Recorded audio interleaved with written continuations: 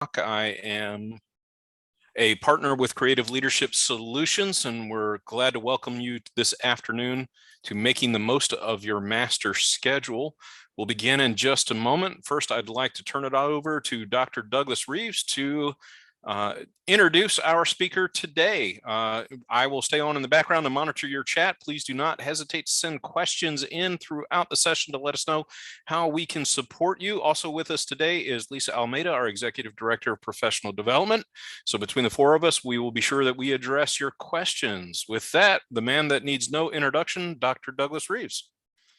Hi, everybody. It's so great to have you join us. I know this is a crazy busy week for everybody, but I will also tell you it's an exciting week. I've been in schools all week long, 5 cities in 5 days, and the energy that you see in schools around the United States, around the world, is just wonderful. The kids are happy to be there. We're happy to see them again. And I know it's busy, so I especially appreciate you taking time to be with Dr. McCarty Perez and all of us to learn together about making the most of your master schedule.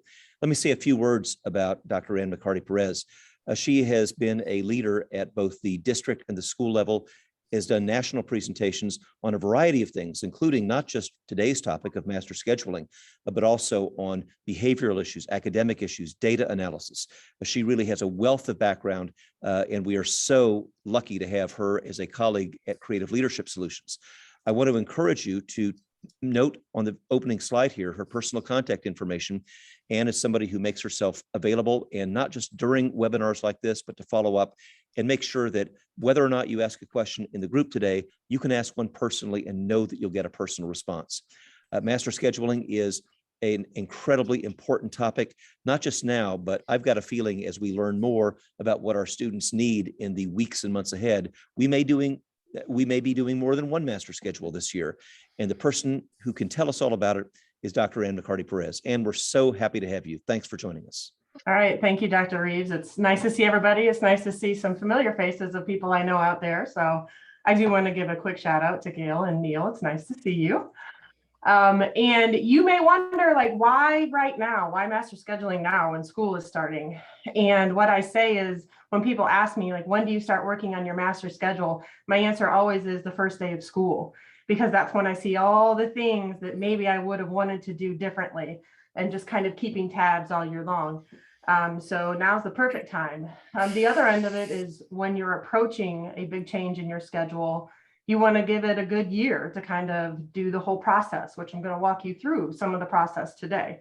So with that, I'm going to go ahead and get started. Our agenda for today is to talk a little bit about culture, to talk about starting with your why, to talk vision and mission, and collective responsibility. We're going to look a little bit at what I call a data dive for scheduling, and then show you some schedule options. So with that, I want to go ahead and get started, because I've got a couple quotes here for you, and I want you to think about this, because the master schedule is the one thing that affects everyone in your school. And as a leader, you must use it wisely. And think about that, because it doesn't just affect the teachers and the students, it affects the bus drivers and the cafeteria. Like, it touches everybody in the building. And I see scheduling as an art. It really is an art form. And I see that when I look at schedules, I see two sides to it. I see that there's a cultural side to it, which is what we're going to spend the first half today on.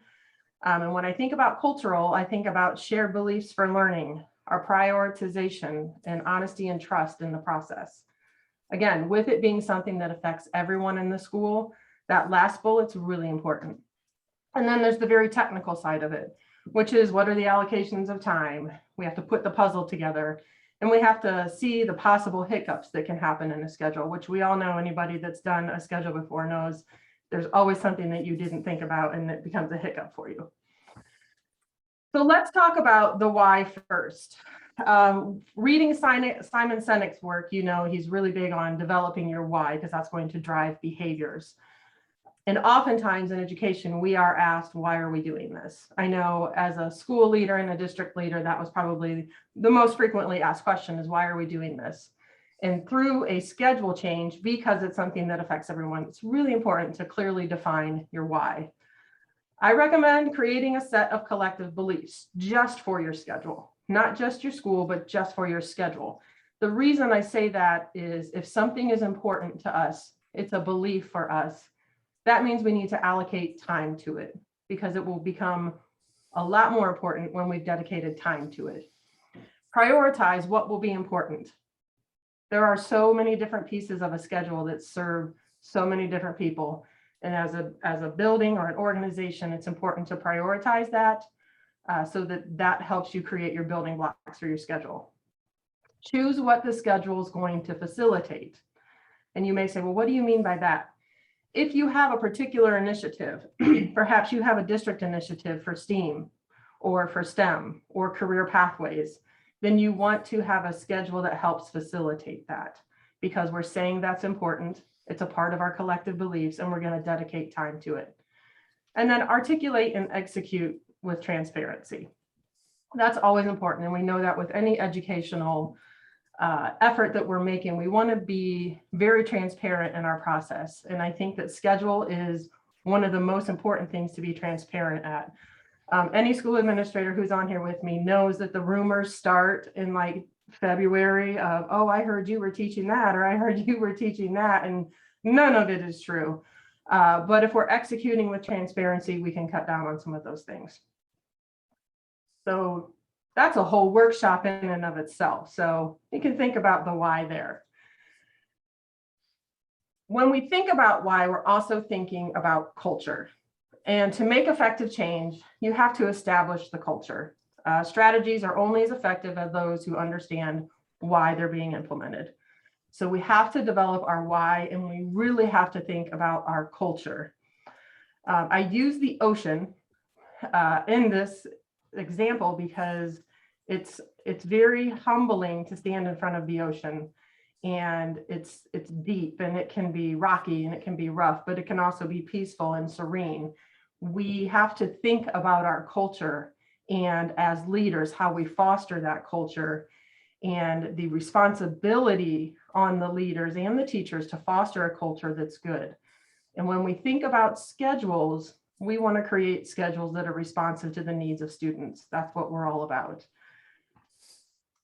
So we're going to go into breakout rooms, and I want you to think about why, and I want you to think about culture, and I want you to just have a small discussion. And I think, Tony, I don't know how big our group is at this point. Looks like we've got 31. Yep, 30. I think we can go smaller groups, Tony, maybe if we go 5.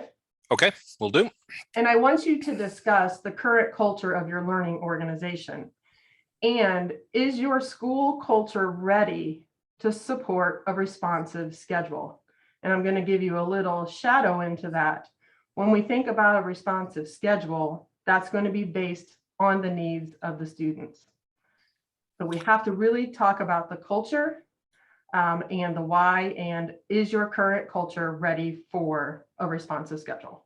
All right, let's go, Tony. All right, ladies and gentlemen, I'm going to send you to the breakout rooms. They're going to last for about 5 minutes. Does that sound good?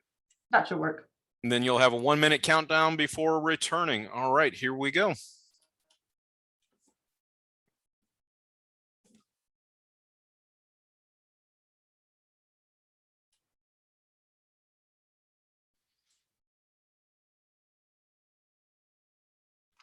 And Ann, you can, as co-host, you can jump into any room that you'd like, or I can assign you. There she goes.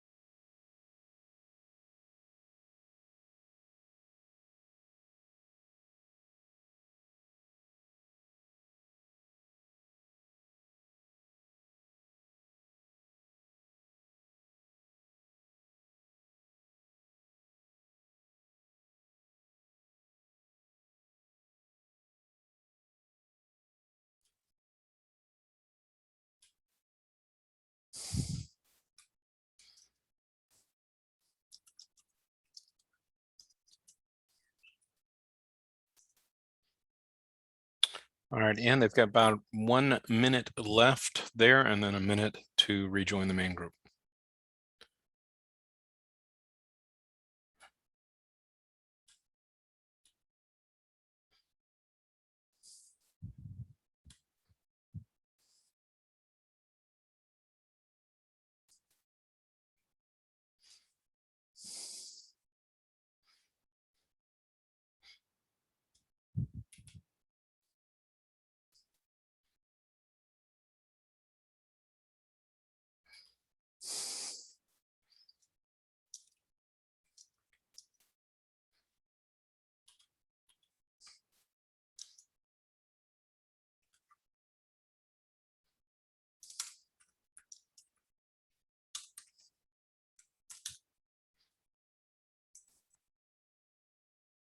And they are beginning to return.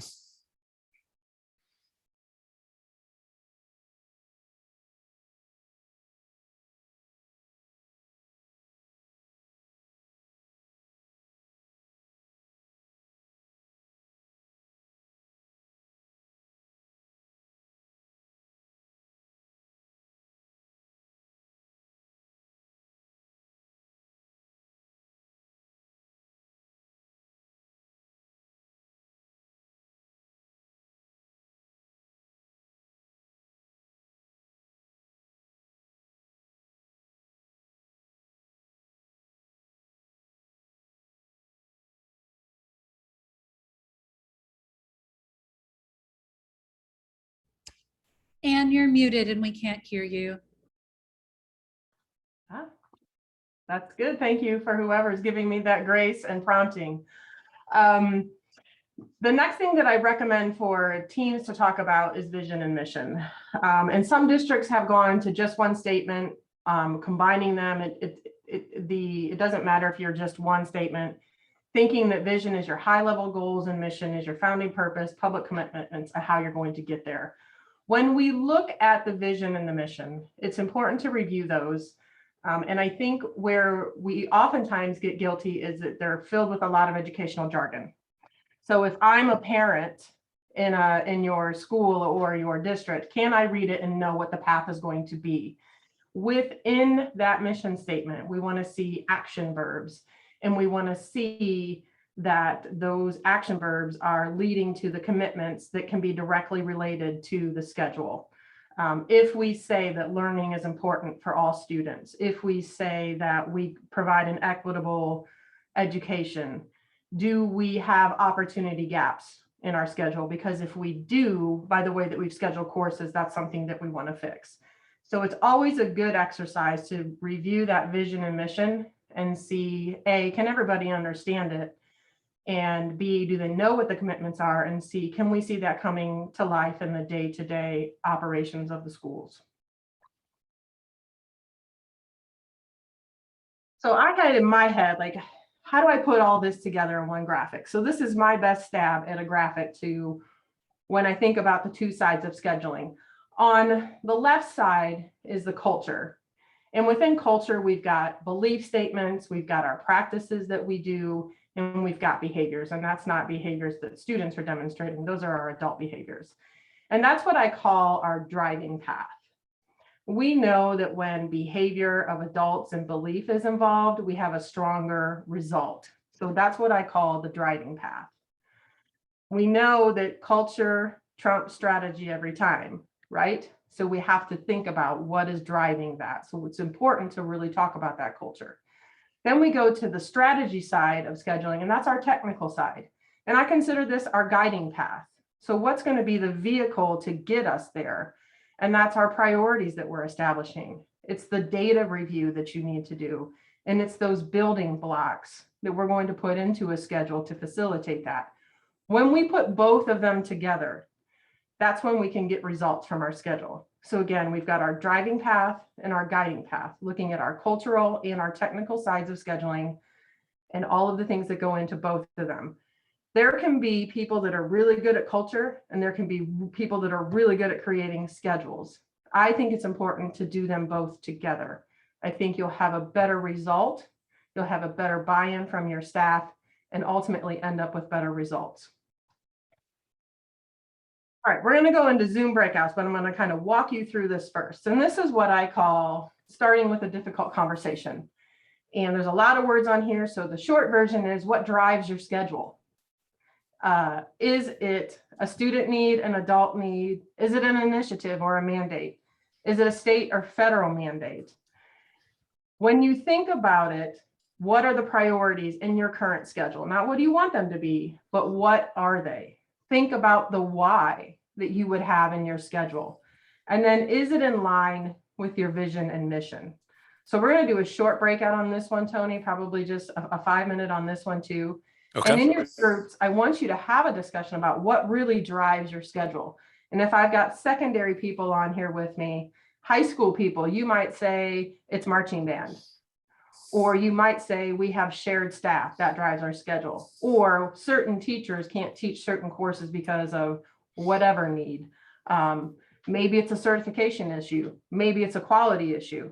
But this is what I call real talk, and this is what I have starting with a difficult conversation. So what drives your schedule? Go ahead and go into the breakouts. Just have a quick discussion about what's driving your schedule right now. All right, ladies and gentlemen, I'm going to open those up again, 5 minutes with a 1-minute transition time.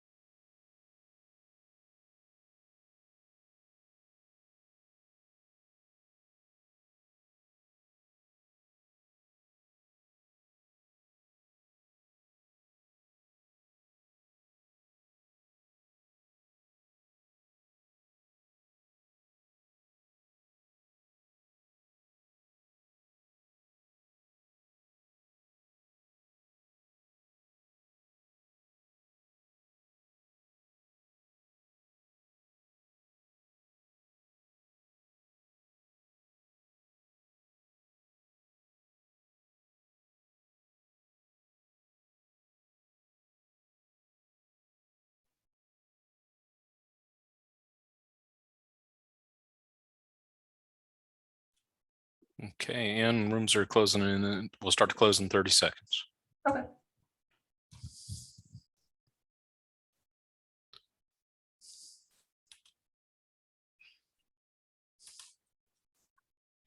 Tony, if you could let me know when you think we have just about everybody back.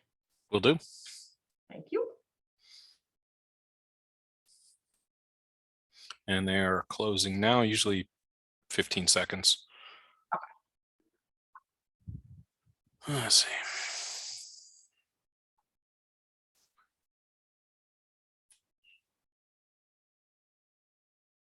Oh, I can see him come back in. Yep, they're trickling back in. Yep.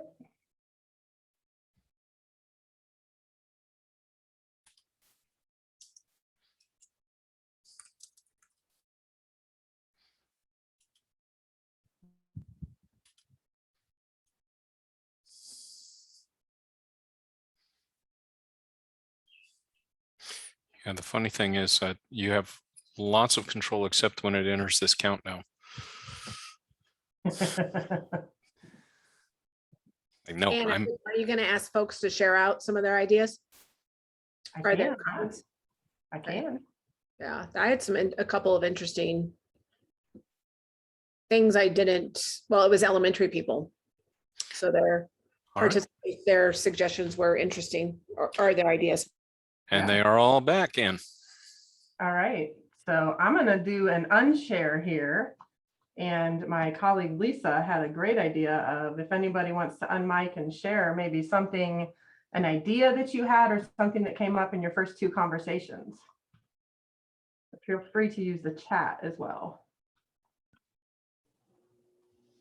Hi, I'm Margaret Vodish, and I'm from Ohio, and I actually was in Lisa's little group. So, and both of us that were in her group are working on our administration license. Coming from the elementary area, my buildings that I travel to, I'm an adapted physical education teacher currently, and are K3. And the one school that I was speaking about has about 400 students, K3, and I believe that our driving force for our schedule is our literacy block. So that's what I shared out. Good. That lets us know that you've got a clear priority on literacy.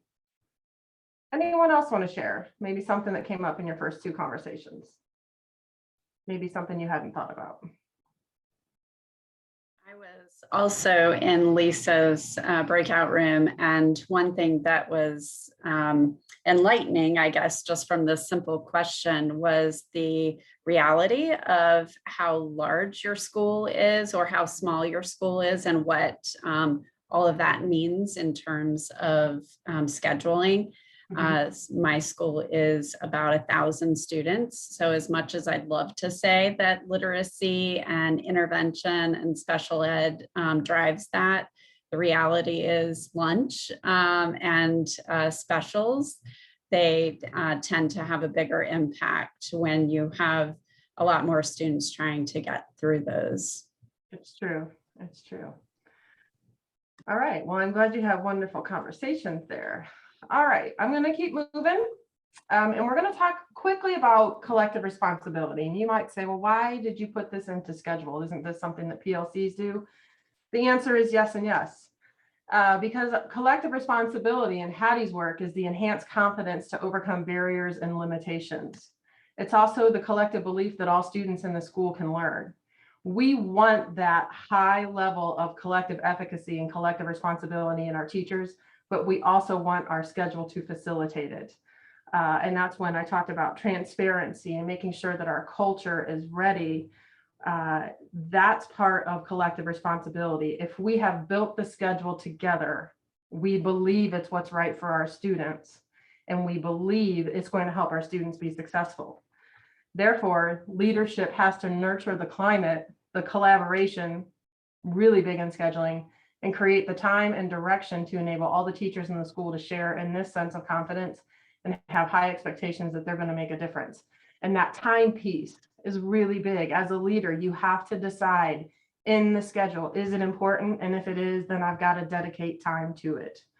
And so that becomes a part of collective responsibility in terms of how it applies to scheduling. And I see it as collective responsibility is the why to school success. And I believe that a well-developed schedule gives you the how and the what.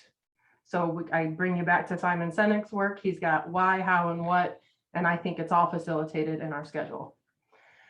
All right, we're going to talk about the data aspect. So we've built our culture, and now we have to really dig down into the data of the schedule. And I just always like to remind everybody that targeted instruction plus time equals learning. And when we go into scheduling, we have to be very cognizant of how much time is it going to take students to learn. We can't shortchange the things that our data is telling us that we need in our schedule. If our data is telling us that students need more time and instruction, then we have to procure that time and instruction, and we do that through the schedule. All right, so there's a lot of words on this slide, and this is what I call the data dive. And the data dive is really where you look at every piece of data that you can get your hands on for your school to really think about, what does my schedule need to do for my school? And this is where we start to have more of those difficult conversations, or that real talk that I talked about. If I see that I have a huge gap in a particular content area, then I need to think about, what are we going to do for that? If I'm showing that a lot of students need intervention or they need enrichment, I have to think about, how am I going to do that in the schedule? So we're going to go back into Zoom breakouts, and I want you to just tackle one of these. If you're an elementary person, go ahead and don't do that advanced courses one. But it's important to take the data dive, because the data dive is going to dictate actually how you build your schedule. If you show that a certain group or a certain content is the most important according to your data, you start there and you build out. That's why I asked you what drives your schedule, because if it's not that group that data is showing you, or that content that the data is showing you, you haven't prioritized and you're not having a responsive schedule. So think about data of academic, intervention, and enrichment. Just take one of these questions. I broke all the rules in terms of protocol for a slideshow here. Take one of these questions and beat it up in a discussion room. If you're high school, I really encourage you to look at the one that says, are there opportunity gaps? If it's one of your goals as a high school to have more students in advanced courses and working towards advanced diplomas, you have to think about, have we created opportunity gaps within our schedule? That's an equity issue. Do we have prerequisite courses that we don't need to have?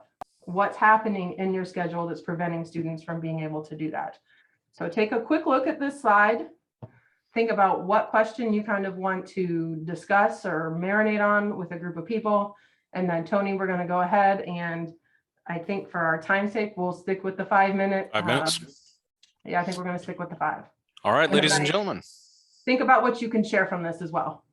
And we will transition those that are unable to join a breakout room. If you'd like to have the discussion here in the main room, please feel free to unmute yourselves and do that. And here we go.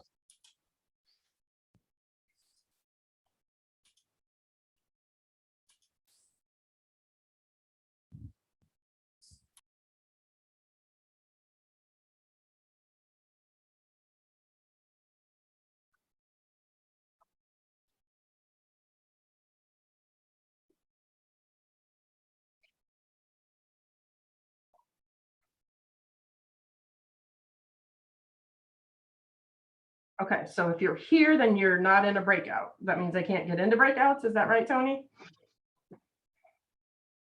Sorry, I have to unmute. Some devices don't support breakout rooms. Ah, got it. If they're on a Chromebook or iPhone, they're not able to go into a breakout room. All right. Well, if anybody's on here and you want to talk about any of these data points, go ahead and unmic.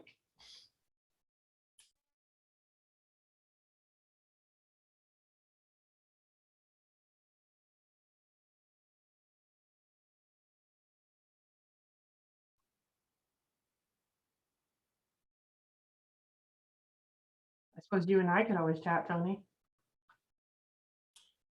We can, absolutely. So yeah, well, I'm going to go back into that question that I posed to you at the beginning. What are your thoughts about scheduling around, especially in smaller schools where there's so many teachers who are teaching a course, that there's not a course in common? How do you support collaboration? That's one of the hardest pieces. And I think when you think about that, you have to get really creative about it. Yeah. So is there time in your day that you can carve out?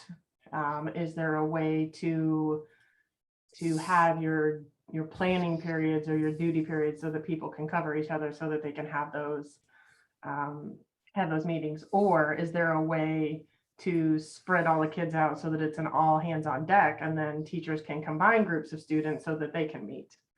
So kind of, you're reminding me of a school that I worked with that would do like SEL events to allow some collaboration. Fewer people to cover, students in an auditorium or something like that. Mm-hmm. You could do that, or even if you think, typically, the specials or the electives tend to be your planning for your other people, right? Mm-hmm. So if you dedicated a period, like in middle school, it usually looks like something like advisory or home base or something like that, even in elementary, where you've got all hands on deck, everybody's got students. Mm-hmm. You could then have people combine their groups of students. So you might pick up my students. Gotcha. So that teachers can meet during that time. On a rotating basis, so you get through and have that time. You divide the students out among everybody. Yeah. So that teachers can relieve each other to have meetings. I'd like that better than trying to do something after school. Mm-hmm. It works well. And you can do that by shaving 5 minutes off of every class. Yeah. And every class. I appreciate the starting with the values with scheduling, because like I said to you before we started, scheduling is something I know that needs to be done, but how you go about building it. And I've seen so many schools that I've worked with,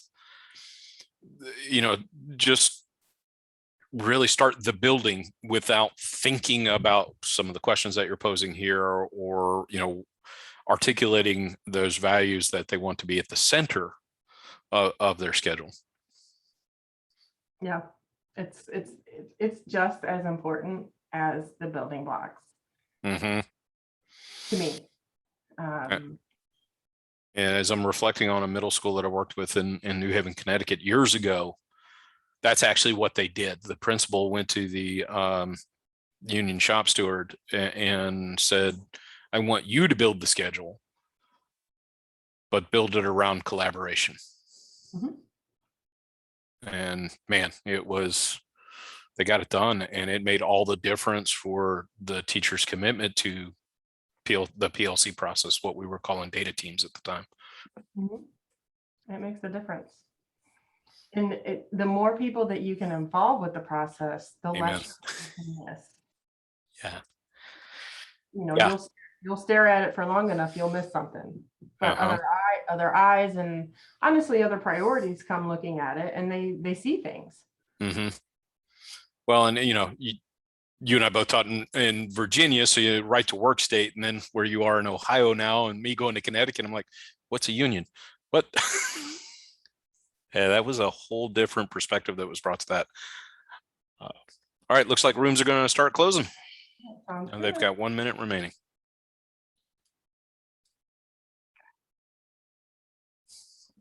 And of course, everybody else across the country still appreciates what Virginia calls the state test. So, you know what I love about Virginia? They have not changed that test. They are sticking with the SOL. It is forever the SOL. I love it. Uh-huh. It gives the other 49 states a kick every time they realize that. All right, rooms will be closing in 30 seconds.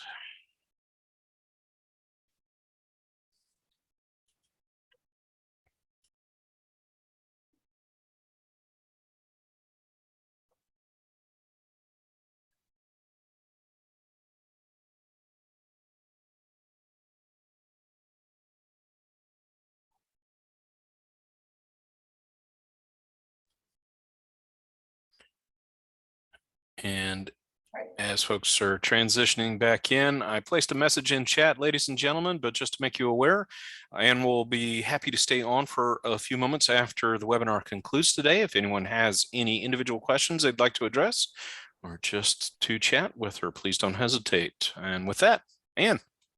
All right, so we have any brave souls that want to share in your little data conversation, maybe something you uncovered that you hadn't thought about.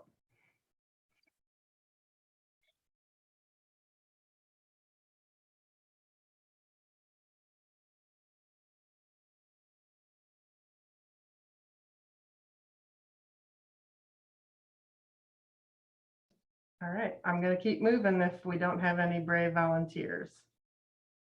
Unless maybe my friend Gail Heinemeyer wants to chime in. Well, we were having a brief discussion, Ann, about the idea, how do you provide time for those students who need the intervention, say from a special education standpoint, and matching up the right staff so that, you know, the example was that you had a student maybe that was having difficulty with phonics who's in a 5th grade class, but it's the 1st grade teacher that's better equipped to deal with that. So how can you come up with some type of, you know, flexible scheduling or whatever that you can address that? So really kind of looking at student needs and then being able to flex your schedule as much as possible to address those things.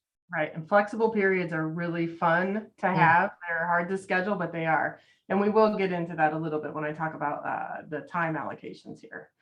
Last end on kind of our cultural and preparing and moving into technical is a needs assessment. I highly recommend, and it can be any kind of needs assessment. There's not a specific one that you can look at, but it's really make sure that that needs assessment is a part of your data dive.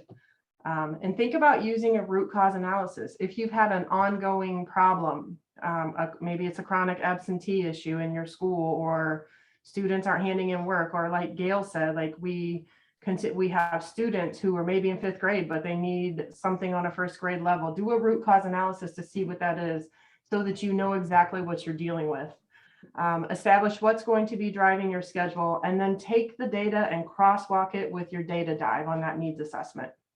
The more holistic you are in your approach in the culture and the data dive, the easier your scheduling is going to be. All right, so let's talk about schedule options. There are a variety of types of schedules. There's probably 20,000 different combinations that you could make with a schedule. And it really is up to your team to decide what's going to be best for your students in your organization. Now, I'm going to show you a set of typical schedules that happen, but within any of those, there's again still like 20,000 different options that you can create to create the time and the space for the things that your students are showing you that they need. I do want to say first, though, that there are some scheduling factors, and this is somewhat of a reality check before we get into some, because I could show you something and you're like, wow, that's amazing, but then it might not work for you because there are still some realities. Time, what is your time allocation in a day? If your district or your school is not going to be able to add time to it, you have to work within your time parameters. What's your staffing? You really have to think smart about what is your staffing. I recommend as principals to find out who's certified in anything and everything. Also asking your staff, what are they willing to teach in addition to what are they teaching? What have they taught? More certifications can give you more flexibility in how you execute your schedule. Think about your course offerings. This is also maybe your teacher load. How many courses are students going to be able to take? How much choice are they going to have? If you are a union state, which Tony and I were talking about in the break, this could be dictated by your contract. So you really have to know what is the teacher load going to be as well before you start creating. Are there initiatives or mandates? Are there going to be mandatory things that you're going to be given that are going to take up time in the schedule? That's something that you have to think about. You always have to think about lunch, whether we like it. I think someone earlier said, you know, lunch was driving the schedule. Lunch is going to happen. And so what you have to think about that. You also have to think about pastimes. If you have a large footprint of a school, you probably can't do a 2-minute pastime. And so you have to think about how much time are you going to spend in pastimes. That can sometimes be up to 24 minutes in a day, depending on how many periods you have. That's a lot of time. When you look at a block schedule, you end up having less time in transition. That's one of the benefits of the block. And then my last and favorite one is a singleton. And a singleton is I only have one section of that in my school. That affects more middle school and high school than it does elementary, but it could be a singleton at an elementary school, could be a special service. And so if you have an AP program or you have an IB program, you might have singletons with that.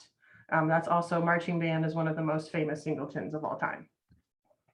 All right, so some various types of schedules. There is a 4x4 block, which goes either semester or it goes every other day. So that you know, in AN language, EOD is every other day and ED is every day. You can do a 7-period block, which is a six blocks with one singleton. You can do a 6-period block. This one was really popular when schools were kind of overtaken with state and they had to allocate really long periods of time to either math or literacy. There is the traditional period of usually 7 or 8. Those are small or shorter periods that meet every day. Then there are also mixed and hybrid schedules, which I'm going to show you those. And there's what's called a drop or a rotating schedule. This is where people get real crafty with some schedules. And then there's mixed time schedules, which Gail, maybe that's, answers the question that you had. An 8-period block or a 4-period block looks kind of like this. Students attend 4 classes a day, usually an every other day kind of thing. I've got benefits and challenges here for you. The block research will show you that it increases your instructional time. It does create more instructional time because you're spending less time in transitions. Schools who went to block, the research did show that they had a lower discipline because they had a calmer school atmosphere. Less transitions do that. And it does open up more options for credit. Some challenges of the block schedule is that the pedagogy can be challenging. It does require appropriate professional development, and it can be challenging for special populations. If you don't do that pedagogy and you don't do the appropriate professional development, special populations will definitely struggle in a block. So that's your 8-period block. A 7-period block looks very similar. 3 of your periods are 90 to 100 minutes, but you have one singleton and it meets every day. So maybe it's period 3 in a schedule. So on a day, students would go to 1, 3, 4, and 6. And on 2, they go to 2, 3, 5, 7. So you'll see that class 3 meets every day. Again, you're getting the same thing of increased instructional time. The benefit to the 7-period block is that singleton meets every day.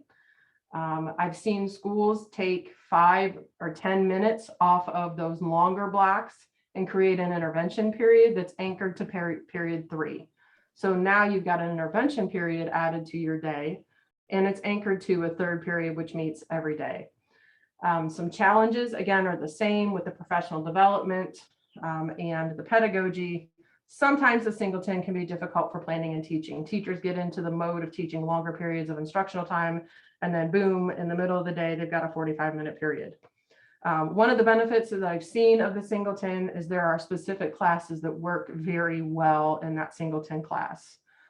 So that's your 7 period. The 6 period, these periods end up being 110 to about 115 minutes. You've got your lunch in there, sandwiched in usually in one of them, and students will attend 3 classes a day. If you are very focused on very specific types of things in your schedule, this could be a perfect schedule for you. Some of the challenges of this is it does lessen your opportunities for course offerings, especially if you're thinking of high school students and the number of credits that they need to get by the end of their senior year. This could lower the number of credits that they have access to. Now, a plus side that I didn't put in here, and this is that creative part of scheduling, you could split these classes. So Gail, to kind of answer the question that you asked, like, well, what happens if I have a student maybe who's in 8th grade that needs to see a 6th grade teacher, or 5th grade that needs to see a 1st grade teacher? You could split class 5 into 2 shorter periods, and now you have created time where you can be more flexible with your teacher schedules. So there are some benefits to these longer periods because they can be split. And don't be afraid to split classes. You're doing what's best for your students. The traditional everyday schedule, usually periods are 45 to 55 minutes, depending on how long the school day is. Benefits of this is that the teachers see the students every day. A lot of teachers really like that. This is great for skills classes or those that need daily reinforcement.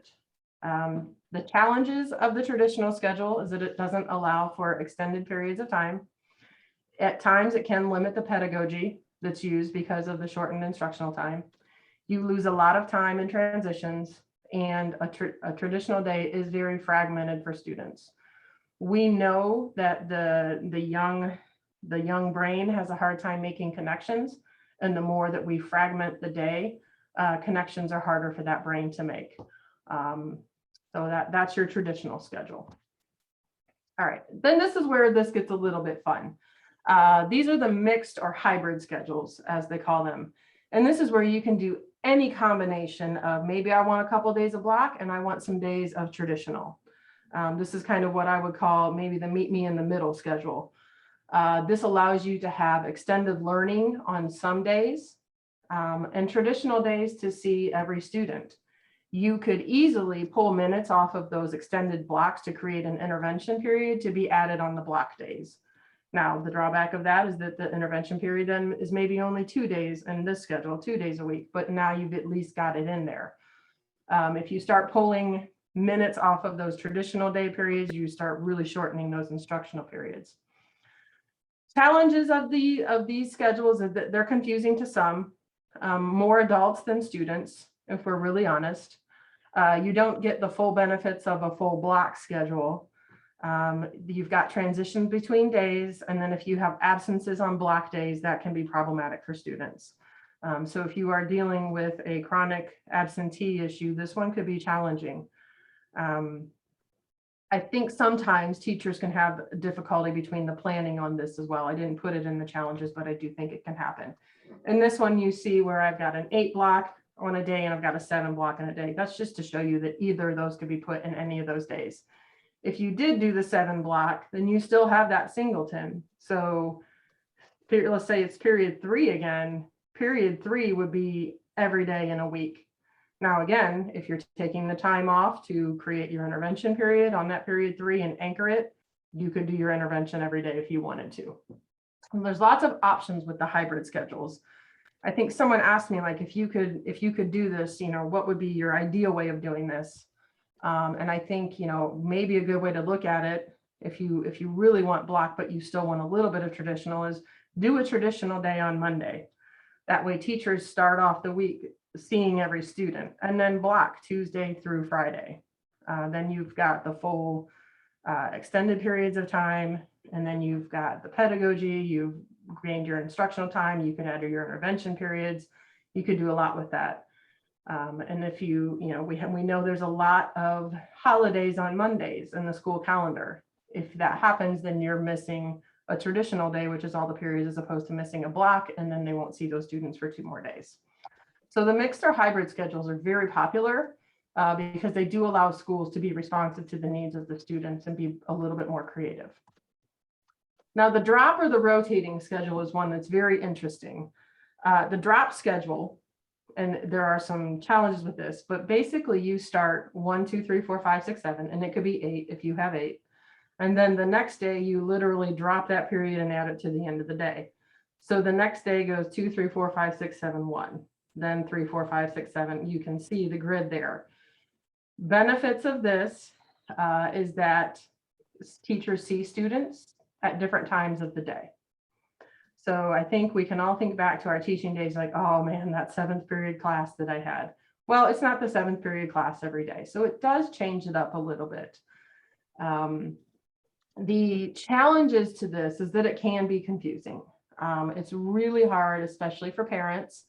If they're trying to get their student to go to a dentist appointment, not that that ever happens, but it can be difficult because they'll be missing any kind of period going on in there. And you can't share any staff. So almost every school I think I've ever worked in, I had shared staff of some sort, someone that came over from another building and taught. And with a drop schedule like this, you can't do that. The rotating schedule is maybe where we take something, and this is very common in elementary schools. We take something and we rotate it. We put it on a 3-day rotation or a 4-day rotation. And that's typically how elementary schools get their specials in. So maybe day 1 is PE, day 2 is music, day 3 is art. If you have a staffing issue, a rotation schedule is a really great way to address that so that students can get everything, maybe not as much time, but they get exposure to all of those classes. So you can always do a rotating schedule as well. And then the last time is mixed time with block. And I always put a caution on this one for a couple of reasons. When we do a mixed time, that means we're going to extend the time in one content area and not others. And this is where we have to talk about that cultural piece. If we have not built the why or the culture for we're going to add more time to literacy because our data is showing that we need it, you get a disparity between the minutes in your classes. And what you don't want to do is create any kind of conflict in the staff because someone thinks that one class is more important than the other. So the mixed time is really important with that cultural piece. So maybe one class in the day or 2 classes in the day are 90 minutes and the other ones are 45, or add 2 more classes to it and maybe they're shorter than that. You can do whatever you want with those minutes. You just have to be clear why you're doing it. And you could even within that class 1 that I've got here is 90 minutes, you could split that into 2. If students in one group needed something and the other ones didn't, you divide and conquer that. You can create the instructional time where you need it in these, and you really can be creative with these mixed time with the blocks. This can also, I've seen schedules where they block only certain subjects. So maybe, and I've seen this in middle school, less in high school, maybe ELA and science wants to block, but math and social studies don't want to. You can do that as well. Just remember that you're allocating 2 of those periods to it. Some of the challenges of these more creative schedules is that they can be confusing.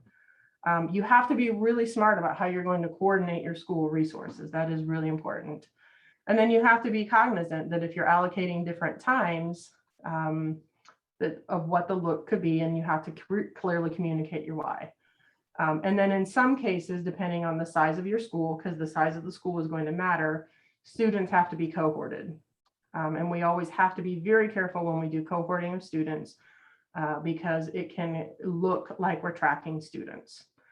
So that's why I always put a caution on these, because you have to be very thoughtful about what you're doing. You really have to follow that cultural piece, that data piece, and be very transparent about what you're doing.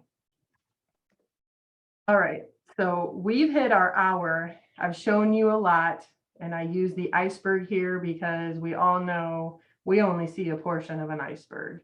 And as deep as an iceberg is, our schedules can be just that deep as well. So many options, so many things that we can do with that schedule. And I do truly believe that when we develop that with the needs of the students first, we can make great gains and get great results for our students. So with that, I'm going to stay on the line for questions. And that's all I have right now. Thank you all, ladies and gentlemen, for joining us. If you'd like, please feel free to stick around and ask Ann any questions that you may have. Those that have to leave to make other commitments, we will distribute this recording as soon as it is processed. Thank you for your time and energy, and please don't hesitate to reach out to Ann at the contact information she provided if you'd like to follow up.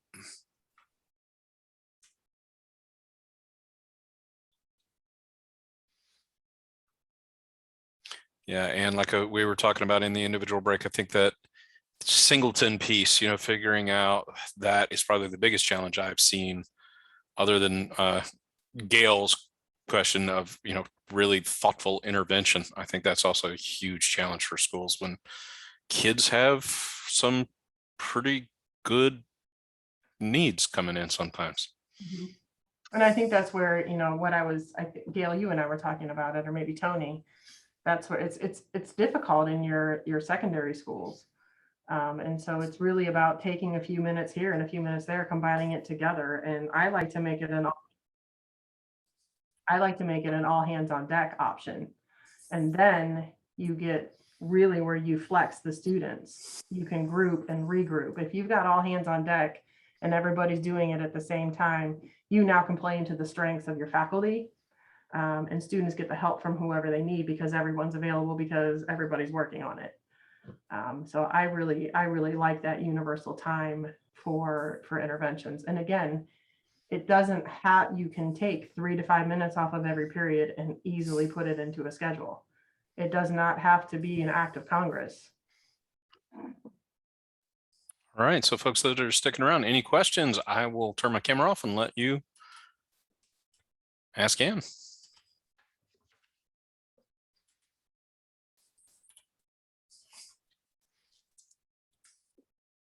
Neil, I can see the question mark above your head. Hi, Ann. I'm coming from an elementary perspective, and they don't.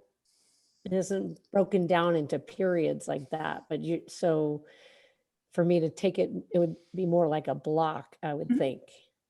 Yep. Okay.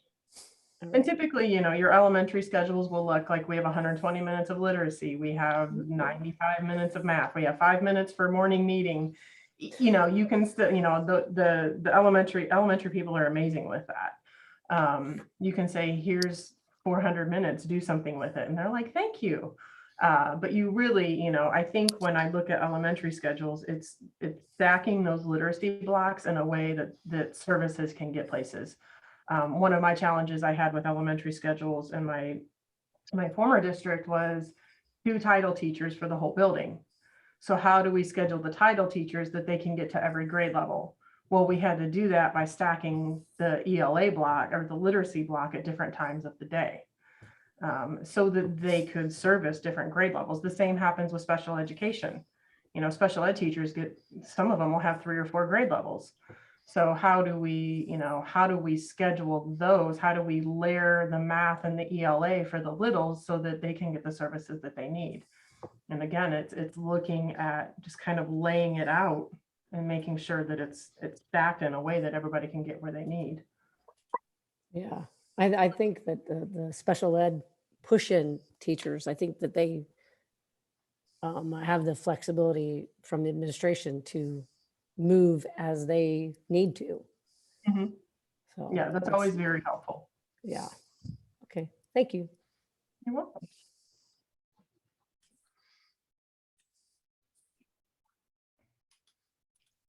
And just a general question for you.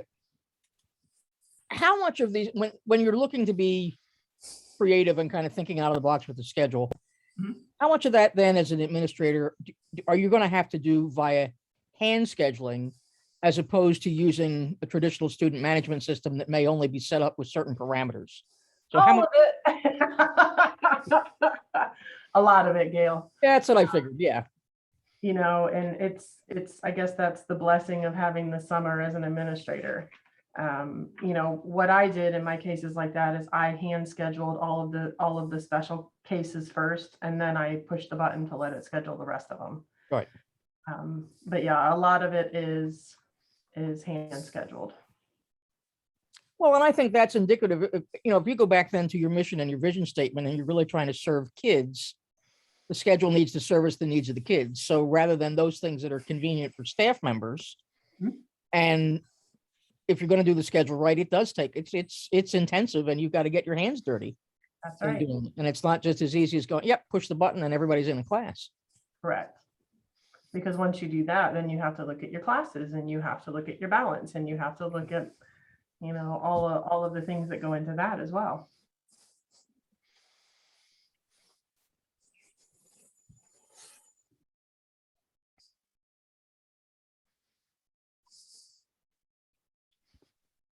It's very nice to see your face, Ms. Heinemeyer. It's nice to see yours. Lisa, I know Gail from AMLE. Okay. Gail is another diehard middle school person. Oh, indeed. Indeed. Bless you. Yeah, my wife started out teaching middle school self-contained emotionally disturbed. She decided that was an oxymoron. All right. Well, I think, Ann, I think we're about to wrap up. So thanks so much. I appreciate it.